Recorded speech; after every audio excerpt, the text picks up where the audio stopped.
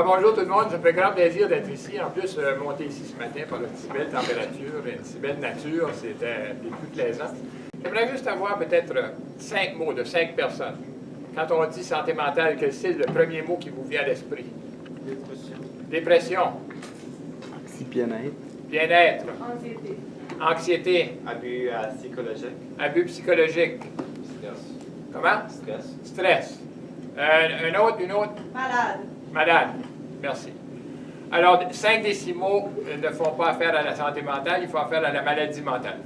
Alors, au départ, mais au départ, ça nous illustre très bien que quand on parle de santé mentale, on diverge, je ne sais pas ce qu'on dirait là, un samedi après-midi, on s'en va rapidement à la maladie mentale. Alors, on va aller pendant 2 minutes sur la maladie mentale et qu'est-ce que ça donne.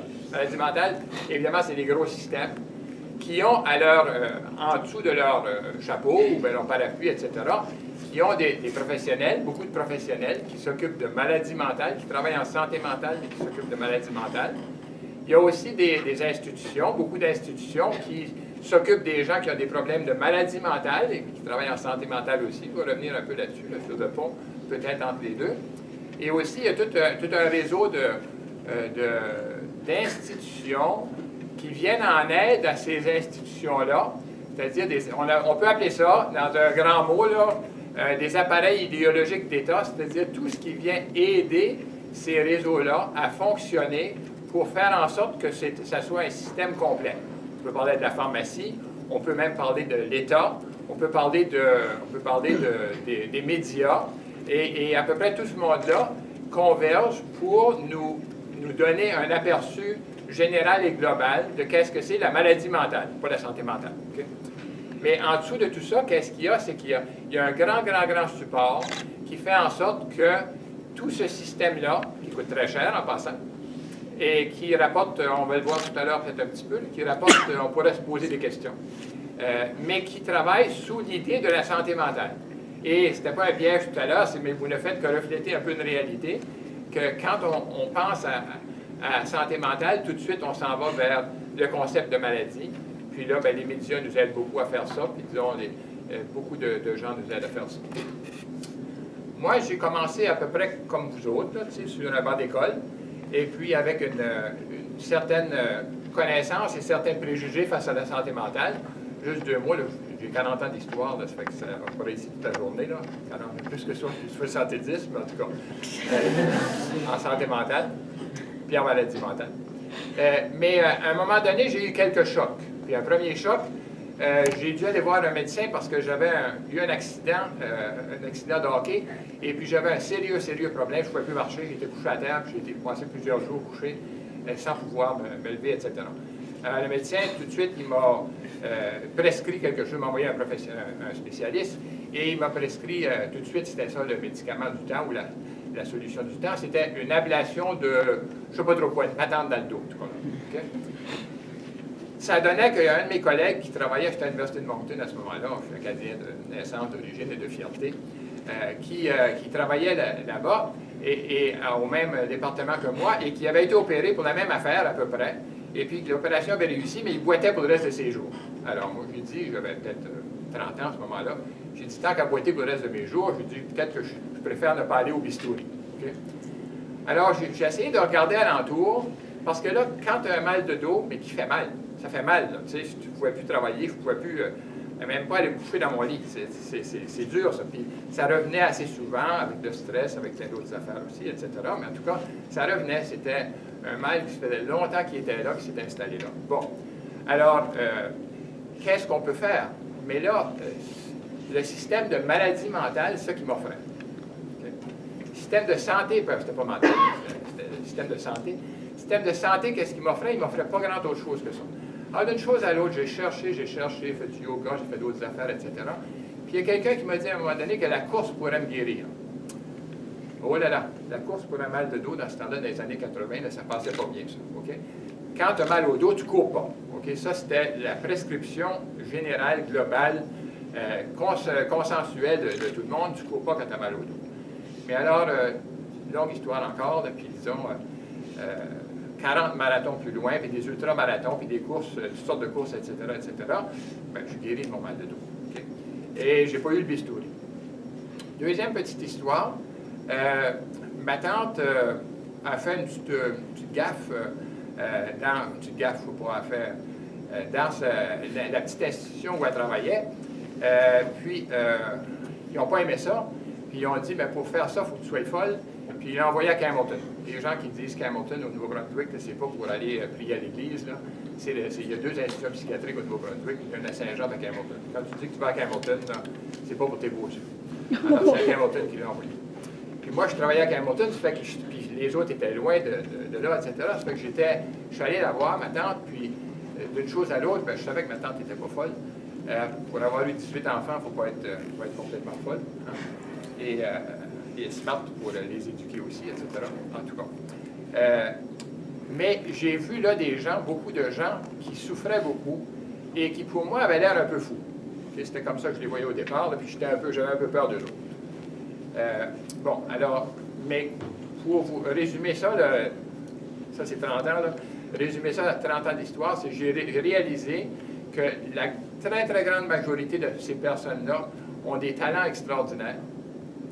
Et ils ont tombé entre les mains de quelqu'un qui leur a dit « Toi, t'es folle » ou « Toi, t'es folle ». Excusez, je ne connais pas de toute façon, puis je m'en vais tout à l'heure.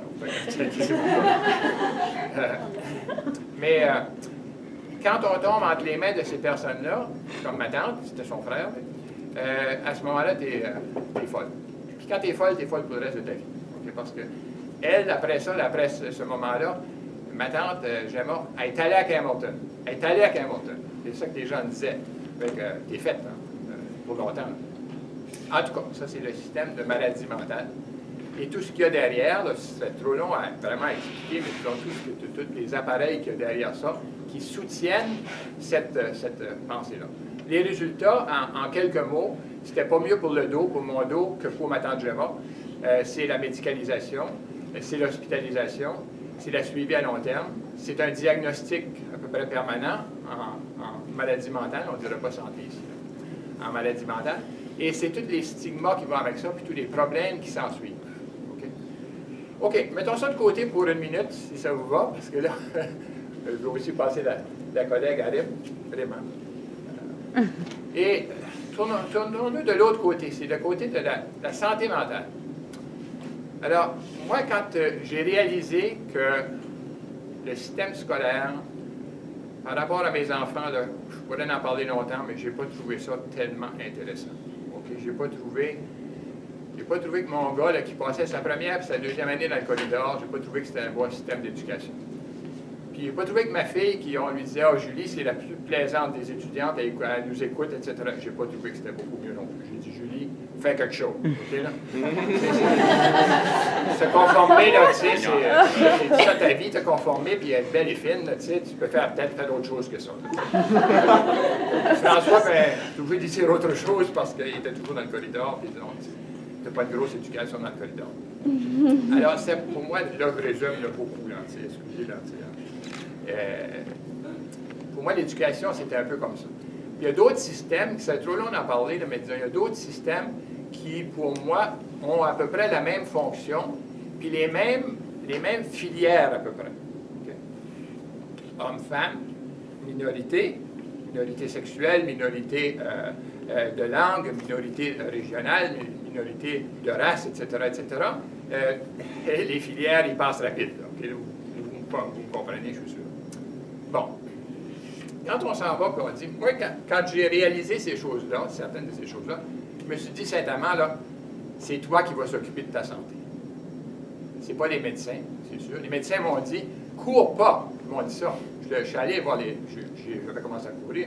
Cours surtout pas. Mon beau-frère qui était médecin, il m'a fait un sermon, c'était long comme d'ici à demain, pour me dire que c'était pas possible de courir. Okay? Bon, tu l'écoutes d'une oreille, puis l'autre, tu vas courir. Et plein de gens qui ont été dans le début des années 80 là aussi. Là, c'était plus dur à ce moment-là. Maintenant, il y a des gens qui courent au moins, là, puis tu peux aller les voir et dire, écoute, comment tu fais ta course, là, puis ça. Mais quand tu veux t'occuper de ta santé mentale, ça, c'est autre chose. Alors moi, quand j'ai réalisé ça, que c'était Bibi qui s'occupait de sa santé mentale, c'était pas la médecine, c'était même pas les nutritionnistes, dans certains cas, oui, mais pas toujours. Et c'était pas les pharmaciens, non. OK, ils vendent des pilules. Et puis, ils en posent des pilules aussi, mais les médecins encore plus, les psychiatres aussi, etc. Donc, tout ce système-là s'auto-finance et puis s'auto-alimente. Okay? Et prenez, si on a aujourd'hui, quand j'ai commencé, moi, c'était 1 sur 10 qui avait des problèmes de maladie mentale. Maintenant, c'est 1 sur 3, 4. Hein? Bientôt, ça va être 1 sur 2, bientôt, ça va être 1 sur 1, puis Bibi va être là-dedans. C'est rendu presque comme ça. Bon, alors quand on s'occupe de sa santé mentale soi-même, alors moi j'ai lu un chapitre de livre à un moment donné où est-ce que l'alimentation, par exemple, OK? J'ai vu comment l'alimentation carnivore contribue à notre maladie individuelle et à la maladie de la société. Ça fait 30 ans de ça, je n'ai pas touché de la viande depuis ce temps-là. Je suis content. Okay? Si vous en prenez, c'est pas de vos affaires, mais on a un problème de conscience sociale aussi. Si vous en prenez, c'est pourquoi, demandez-vous pourquoi vous en prenez. C'est pas ça, c'est pas de mes affaires. Bon. Ça, c'était au niveau de l'alimentation. Au niveau du sport, bien là, vous avez un peu une idée. Je suis allé dans les sports, beaucoup quand même, parce que j'ai un travail stressant, puis de nature. Moi, je viens d'une ferme, puis on travaillait beaucoup sur la ferme. On commençait à 6 h du matin, puis on finissait quand on était épuisé à 11 h du soir. Puis le lendemain matin, on commençait. Mais j'ai gardé le même rythme de vie à peu près, là, je ne sais pas pourquoi. Là, et je travaille beaucoup, je m'implique beaucoup, etc. Mais il faut aussi se reposer de temps en temps, il faut écouter son corps. Comment est-ce que tu fais pour écouter ton corps? Il y a du yoga, il y a de la méditation, il y a des moments de silence, il y a la nature, etc., etc. Mais il n'y a pas un médecin qui va te prescrire ça, à peu près pas.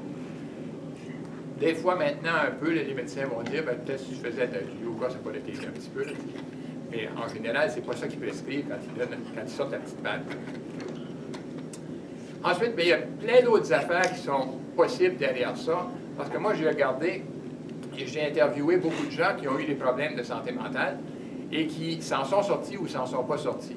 Puis là, beaucoup de gens ont toutes sortes de façons de s'en sortir quand ils s'en sortent et comment se débarrasser des médicaments, par exemple, quand tu en as. Si vous en avez, par exemple, là, arrêtez pas cold turkey tout de suite à cause de moi aujourd'hui, parce que c'est pas une solution, ça. Okay? Là, il y a d'autres façons d'arrêter la médication psychiatrique que cold turkey. C'est très, très, très, très difficile. J'ai une amie à Ottawa présentement qui fait ça. C'est l'enfer pour elle. Il y a d'autres façons d'arrêter ça. Mais alors, il y a peut-être d'autres façons de vivre, de prendre la vie. Puis quand on est dans un contexte d'études, bien, on a beaucoup de pression. Moi, je n'en mets de la pression sur mes étudiants. Je fais ce que vous voulez, hein? Excuse-moi. Mais je mets de la pression sur les étudiants parce que je leur demande des travaux. Et c'est ça la game, c'est ça le système. Des fois, je leur dis, bien, essaye de respirer aussi là-dedans, parce que le plus important, c'est de respirer. Tu sais. La note, ça peut compter, mais si tu ne respires plus à la fin de ta note, tu n'auras même pas ton diplôme. Tu sais, des choses de base comme ça. Et il y a plein d'autres affaires aussi qui sont possibles. Tu sais, par exemple, un animal de compagnie, tu sais, ça paraît un peu fou des fois, un animal de compagnie, mais qu'est-ce que ça donne aux gens? Moi, la méditation, qu'est-ce que ça me donne? À tous les matins, moi, je ne peux pas commencer ma journée sans méditer. Plein d'autres ressources qu'on peut prendre. En tout cas. Alors là, si on s'en va de ce côté-là, on s'en va vers la santé mentale. Mais là, on va arrêter là, parce que je veux donner la chance à ma collègue de parler aussi. Mais, alors, voyez-vous comment les deux systèmes, ils se rejoignent pas beaucoup, à mon avis. Et il n'y a pas beaucoup de gens qui travaillent à unir ces deux systèmes-là pour dire, bon, ben, OK, qu'est-ce qu'on peut faire pour la santé mentale du monde? Je suis content que vous ayez abordé la situation, puis je suis content d'avoir été invité pour y participer, puis je vous en remercie. Puis on continuera tout à l'heure. Merci beaucoup.